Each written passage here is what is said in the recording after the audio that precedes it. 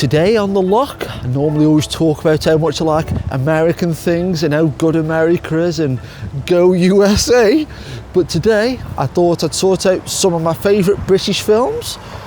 There was quite a few that didn't make it. I could probably show pictures of them or make a list in the description box, but these are the ones I've gone for at the moment. This is probably one of my favourite films of all time. It's not a very fashionable thing to say, but it's Carry On at Your Convenience. One thing that this film showed me about for years was never trust reviews, because people always used to say it was the worst Carry On film and all it was toilet jokes. Well, we know Joey's a he-bird, don't we? Cock. He is. The man in the shop said so. Cock-bird, not e-bird. Oh, well, it's all the same thing. You wouldn't call yourself a cock man, would you? Opportunity would be a fine thing. And now people say it's pretty much the best in the series. And also, don't judge a film by the title. When I very first heard about this film, I thought it'd be rubbish, and it turned out it's brilliant. It's Shaun of the Dead, one of the last films I got from one of the great British shops, Woolworths, which was owned by Americans. And I think there's actually somebody from Carry On in that film. Pretty nice film.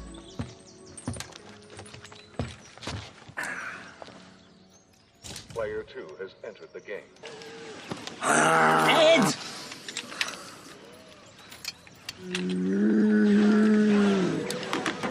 Apart from all the gore and everything, and don't forget, call the bullets shells. Talk about great British institutions. There were two great comedians named Mal Smith and Griff Jones, and this was another great film they did, Morons from Outer Space. They did another great film as well called Walt. And I only thought about this film this morning. Got a really bizarro memory. They went to see it with a kid from up the street named Repton. But that said, I don't think I did go see it at the cinema, so maybe it was just a trailer I saw. I'll have to look into that. This was what a moron I was. I can remember when I Want to Be Your Drill Instructor came out, and I got it on 7-inch vinyl. I went round Repton's house to play it on his big console stereo, and when it's like going, I thought there was something wrong with the record and it was broke. I didn't understand hip-hop was a thing. This is a British film that nobody ever mentions, from Roy Clarke, the writer of Last of the Summer Wine. It's Hawks, starring Timothy Dalton and Anthony Edwards. As you can see, it's signed from that woman off of Doctor Who, plays Rose Tyler's mum, Jackie Tyler. It's about these two guys who've got an illness. I don't actually think they say what the illness is, but it's one last hurrah. They go to Amsterdam and pick up a couple of women on the way and just have a good time and go to a disco, listen to a bit of the Bee Gees. Not the Bee Gees song you're thinking of. That'd be nice if it stayed alive. What a terrible song that would be for pick.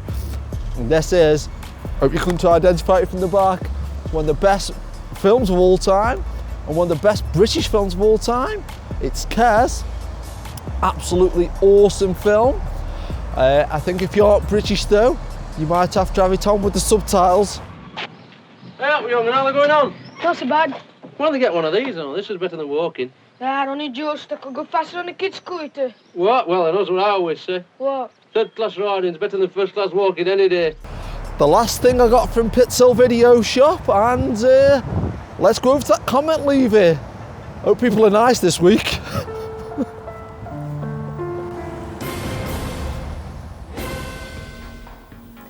I was just talking to my bass teacher about some of our favourite movie quotes. This is one of mine that sprang to mind. There are lots of old pilots, lots of bold pilots, but not many old bold pilots. Do you know where that's from?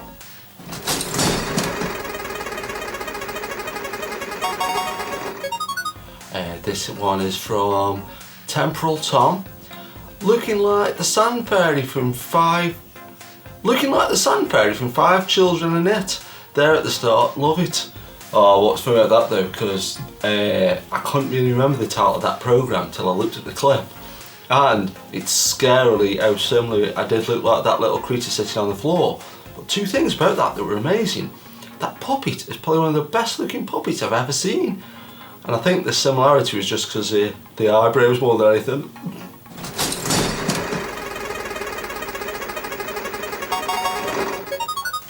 This is from Mick O'Brien. This guy looks like Austin Powers. Yeah, baby. Yeah. What's funny though, because again, I think I could see, you know, you look at the glasses and you know, my general facial appearance has got that bit of the Austin Powers about me.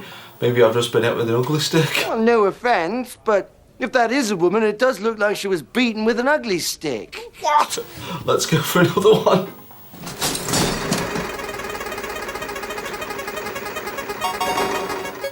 This one is from Bazaar.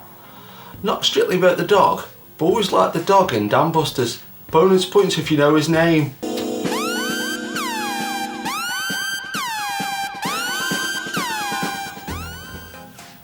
I'm all falling for that one, because it's one of those words. It begins with that letter and it's got some other letters in front of it. But I'm always surprised though, because a lot of TV channels still show the version where they actually say the full word. So it'd be interesting to see how long that carries on for. And I noticed in the Radio Times, it's on in the next couple of weeks, so I'll be able to test the theory out for definite. And like they say in the Dam Busters, keep it locked. Thanks for watching The Legends of Cherry Hill. If you enjoyed this video, please leave a like and consider subscribing.